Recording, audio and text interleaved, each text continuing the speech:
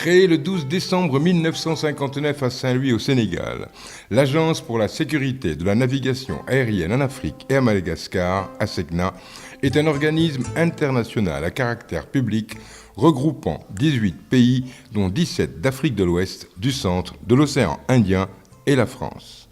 Depuis 60 ans donc, l'ASECNA gère, à la grande satisfaction des usagers de ces services que sont les compagnies aériennes, la sécurité de la navigation aérienne dans les espaces aériens de ces pays membres, soit 16,1 millions de kilomètres carrés. Sa mission est d'assurer la sécurité et la régularité des vols dans ces espaces aériens qui lui sont confiés. Au plan opérationnel, ces espaces sont divisés en 6 régions d'information de vol ou Flight Information Region, FIR. L'ASECNA est un instrument technique des États chargé de la fourniture des services de navigation aérienne dans les espaces aériens qui lui sont confiés, ainsi que sur les aéroports. Dans ce cadre, donc, elle rend les services de contrôle de la circulation aérienne en route, en approche et sur les aéroports. Elle assure le service d'information. Elle assure la publication des informations aéronautiques. L'ASECNA également assure la maintenance de l'ensemble des moyens techniques qui assurent la sécurité de la navigation aérienne. Elle dispose aujourd'hui d'un avion de calibration qui lui permet d'assurer l'ensemble de ces moyens techniques utilisés par les aéronefs. Mais l'ASECNA est avant tout le fruit d'une volonté politique. Essayer de mettre en commun la gestion des espaces aériens qui relèvent de la souveraineté des États est une décision politique majeure. Et donc, pour mettre en œuvre une telle situation, des États ont dû consentir une convention spécifique, donc, qui suit évidemment, comme toutes les conventions internationales, les processus ordinaires de ratification et de promulgation par les instances de chaque pays. Mais mettre 18 pays ensemble pour unir les espaces, donc faire en sorte que les avions n'aient pas le sentiment qu'il y ait des frontières, c'est une décision d'abord politique. Le modèle de l'ASECNA, basé sur une gestion coopérative des espaces aériens de plusieurs pays, est unique au monde et est régulièrement cité en exemple par l'Organisation de l'aviation civile internationale, OACI, qui lui a décerné sa plus grande distinction honorifique, à savoir le prix Edward Warner en 1972. Modèle de coopération sud-sud et nord-sud réussi, l'ASECNA est aussi un outil technique dont la compétence est unanimement reconnue. De fait, l'espace aérien géré par l'ASECNA est l'un des plus sûrs au monde. L'aviation est par excellence le domaine où l'évolution technologique est permanente. L'ASECNA a su s'adapter à cette donne. L'ASECNA, en tout cas durant tout son parcours, a utilisé les ressources techniques disponibles sur le marché mondial pour faire face aux besoins opérationnels. Et aujourd'hui, par exemple, nous sommes arrivés au même stade et au même niveau d'équipement technique que l'Europe. Depuis à peu près 5-6 ans, en matière de surveillance, nous avons commencé à rattraper notre retard, par exemple. Et aujourd'hui, ce retard-là est totalement comblé. Là également, depuis une vingtaine d'années, l'ASECNA a anticipé les défis de la communication. C'est pour cela que l'ASECNA est dotée du réseau de télécommunications le plus vaste existant. 128 stations terriennes implantées sur 5 continents pour assurer la sécurité des avions. Les performances de l'ASECNA et sa renommée dans la communauté aéronautique mondiale sont basées avant tout sur l'importance qu'elle accorde à la formation de son personnel. Au moment des indépendances, l'essentiel du personnel opérationnel technique et d'encadrement supérieur était français. Aujourd'hui, grâce à la décision des États de se doter des écoles professionnelles, l'Afrique a pu créer le potentiel humain nécessaire au fonctionnement d'une telle organisation. Avec les AMAC, aujourd'hui, nous avons 100% des ingénieurs de navigation aérienne, de météorologie et de maintenance, 100% de toutes les positions stratégiques et techniques sont occupées par du personnel formé par ces écoles.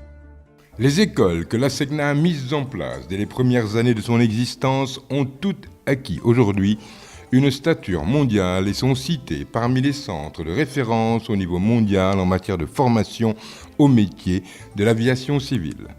L'École africaine de la météorologie et de l'aviation civile, EAMAC, créée en 1963 et basée à Niamey au Niger, a formé à ce jour des milliers d'ingénieurs et de techniciens. Sur le plan africain, l'EAMAC est membre fondateur de l'AATO, Association africaine de formation en aviation, créée en 2012, qui a pour but de promouvoir la coopération, la coordination et l'harmonisation entre les centres de formation aéronautique africains. Sur le plan mondial, l'EAMAC dispose du statut de centre de formation régionale d'excellence de l'OACI, l'OACI étant l'Organisation internationale de l'aviation civile, et celui du centre régional de formation de l'OMM. L'OMM est l'Organisation mondiale de météorologie. L'EAMAC est aussi centre de formation régionale d'excellence dans le domaine de la météorologie satellitaire. L'École régionale de sécurité incendie, ERSI, qui est à Douala au Cameroun, a acquis également un label qui fait qu'elle est fortement sollicitée en dehors de l'espace ASECNA. L'ERSI a été créé en 1964 et a pour mission d'assurer les formations dans le domaine du sauvetage de la lutte contre les incendies d'une manière générale et les incendies d'aéronefs en particulier. L'ERSI, depuis sa création jusqu'à ces jours, a formé 5801 élèves et stagiaires. Les formations ont été réalisées d'abord pour le compte de la SECNA et en même temps pour des pays et autres structures en dehors de la SECNA. Pour ce qui concerne les pays en dehors de la SECNA, on peut citer le Nigeria, la Guinée-Conakry, l'Algérie, le Djibouti, l'Ouganda, le Ghana, etc., etc. Pour les autres structures, nous formons aussi pour les structures minières et pétrolières. Autre école labellisée, centre d'excellence de l'OACI, l'école régionale de la navigation aérienne et du management, ERNAM, basée à Dakar, au Sénégal. L'école régionale de la navigation aérienne et de management de Dakar a pour mission le renforcement des capacités et le développement des compétences des principaux acteurs de l'aviation civile en Afrique. Nous comptons parmi nos clients nos principales parties pertinentes intéressées, les différentes structures de la SECNA, direction, représentation, délégation, les États, les gestionnaires d'aéroports et d'autres institutions. Nous sommes un centre d'excellence Trainer Plus. Nous abritons depuis 1999 le centre régional OACI de formation à la sûreté de l'aviation. C'est un centre qui relève du bureau régional de l'OACI, Afrique de l'Ouest, Afrique centrale, et qui offre des formations au bénéfice donc des 24 États de la sous-région. Aujourd'hui, la SECNA s'est donné de nouvelles ambitions. Pour fédérer des États, il faut une gouvernance partagée, une gouvernance acceptée et une gouvernance politique et stratégique qui intègre les volontés stratégiques des États eux-mêmes. Et il faut donc également se doter de la capacité de fédérer, se doter de la capacité, si vous voulez, de conjuguer les efforts et d'avoir toujours une position la plus commune possible pour conduire cette organisation. Donc ce volet politique, je lui ai donné une position majeure. La deuxième vision, c'est de dire, nous sommes dans l'aéronautique, il faut donc être capable d'anticiper les situations. C'est ce qui explique que dans mon projet, j'ai fait la promesse de mettre en place un plan d'orientation stratégique, POS, que j'ai élaboré. Et ce plan d'orientation stratégique qui va de 2018 jusqu'à 2032 a été approuvé par le comité des ministres. Aujourd'hui, nous savons d'ici jusqu'à 2032 les évolutions possibles qu'il faut faire pour que la SECNA continue à assurer sa mission. Pour la SECNA, Il est essentiel pour maintenir le haut niveau de qualité de ses prestations de renforcer sa capacité à suivre l'évolution technologique dans le domaine de l'aviation. Il faut savoir que l'Afrique est un continent extrêmement vaste. Au total, plus de 30 millions de kilomètres carrés. Aujourd'hui, la SECNA gère 16 millions de kilomètres carrés de cet espace africain. Deuxième aspect important, c'est que la navigation aérienne doit être un système continu. Il faudrait la même qualité de service partout.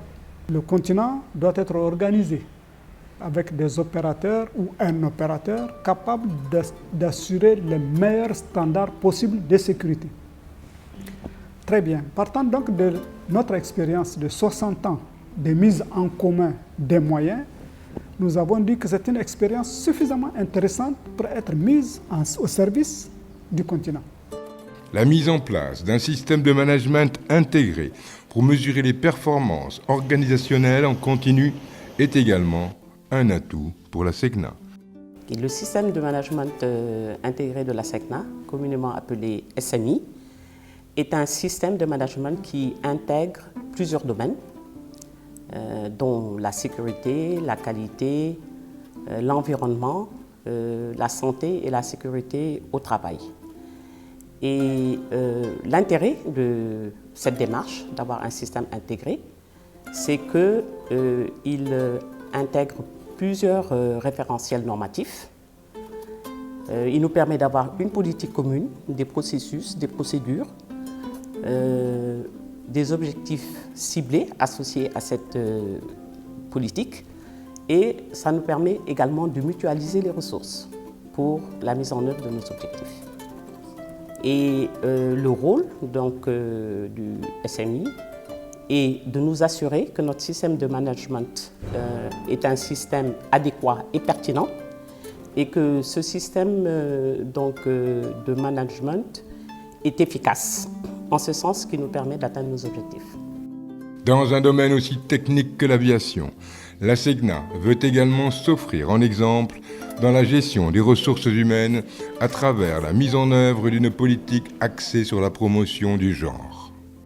La question du genre a été au centre de ma politique quand je suis arrivé à la SECNA.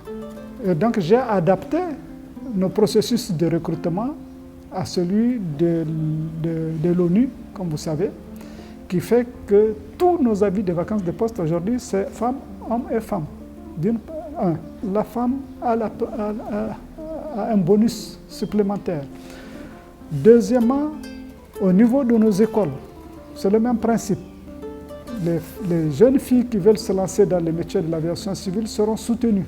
Je trouve que c'est une très bonne chose, puisque j'en fais partie. Donc ça permet à la femme aussi de contribuer à la mission première de la SECNA, qui est la fourniture des services de la navigation aérienne. Et aussi les femmes, comme vous le savez, elles sont plus rigoureuses. Donc ça permet également de casser le mythe selon lequel il y a des métiers qui sont ouverts seulement aux hommes. 60 ans après sa création, la SECNA a acquis une expertise qu'elle souhaite mettre à la disposition du continent africain à travers la réalisation d'une vision reposant sur le concept de ciel unique pour l'Afrique. La SECNA est une fierté continentale. Il ne faut pas l'oublier. Aujourd'hui, la SECNA, c'est l'organisation la plus choyée, on dirait, par l'Organisation de l'aviation civile internationale. Nous recevons chaque jour, chaque mois, des félicitations de l'ensemble des compagnies aériennes qui fréquentent l'espace que nous gérons. Comme vous le savez, on le dit souvent, les pilotes disent hors des espaces à SECNA, c'est noir, et quand vous rentrez dans l'espace à SECNA, c'est toujours le jour. C'est clair. Et cela, c'est un défi. Ce n'est pas une réputation qu'il faut juste entretenir. Il faut être capable de faire en sorte que quand le pilote rentre dans notre espace, qu'il se sente en sécurité. Ainsi donc, grâce à des prestations répondant aux standards internationaux les plus élevés et à sa vision prospective, la SECNA prouve, à souhait, que les Africains peuvent, par eux-mêmes, concrétiser leurs ambitions de développement et être une référence mondiale dans un domaine aussi sensible et complexe que la sécurité de la navigation aérienne.